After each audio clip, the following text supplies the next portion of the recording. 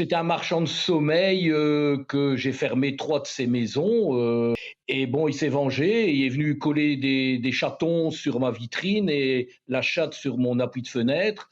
Après des gravats qui est venu déverser devant chez moi. 3 fois arrêté, menotté devant chez moi. Bah, ça a passé au Mmh. tribunal, 8 mois avec sursis et 250 € d'amende. On lui a dit de plus Mmh. recommencer. Enfin, j'ai déjà mis en place un ensemble d'événements qui ont peut-être été justement relayés sur les réseaux sociaux, en une certaine exposition. Bah, je me prenais un ensemble de commentaires du style purement raciste, hein, du style Bamboula, retour de Congo, des comparaisons avec Malcolm X, ou des parallèles assez douteux, comme si j'étais le cousin d'Abdeslam. On ne peut quand même pas Oui, mais accepter de se faire insulter en permanence sur des réseaux sociaux. Et le problème, c'est que moi aussi, j'ai déjà déposé plainte à la police. Mais en fait, il ne se passe rien. Donc, non. ils prennent notre plainte et Ah. puis il ne se passe rien. Les personnes ne sont jamais entendues. Parfois, on ne sait même pas qui c'est parce que ce sont des faux profils. Et donc, aujourd'hui, nous, en tant que mandataires, on se sent vraiment démunis. Il faut vraiment revenir avec cette notion de respect.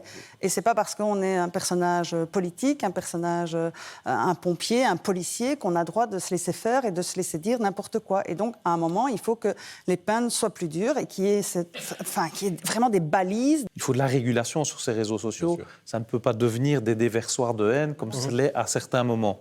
C'est vrai qu'on ressent qu'il y a de plus en plus une remise en cause des fonctions d'autorité dans la société, ou en tout cas des différents représentants. Les mandataires locaux, puisque je suis ministre des pouvoirs locaux, c'est aussi les représentants de la démocratie. Si on n'est pas content, 6 ans après, on peut ne plus voter pour eux ou changer. C'est ça l'esprit de la démocratie. Et donc, quelque part, il faut aussi protéger cette démocratie, c'est protéger aussi des mandataires. La dureté de la peine Ouais. ne sert à rien et n'influe pas sur le comportement délinquant de quelqu'un. C'est l'assurance d'être pris. Or, cette assurance d'être pris, il faut donner les moyens à la justice pour donner aux gens l'assurance, enfin, pour que les gens soient assurés d'être pris. Sinon, ça n'a pas d'importance. Et pris dans longtemps, ça ne veut plus rien dire.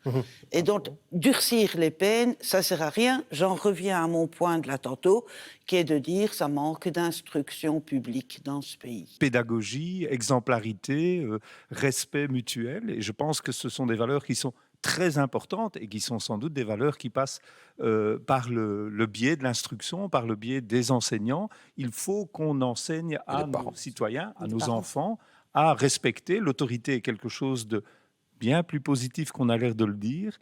Et donc, il faut effectivement travailler à cela pour renouer des liens, pour avoir de la cohésion sociale et arrêter peut-être de verser dans cet individualisme forcené qui nous menace de plus en plus.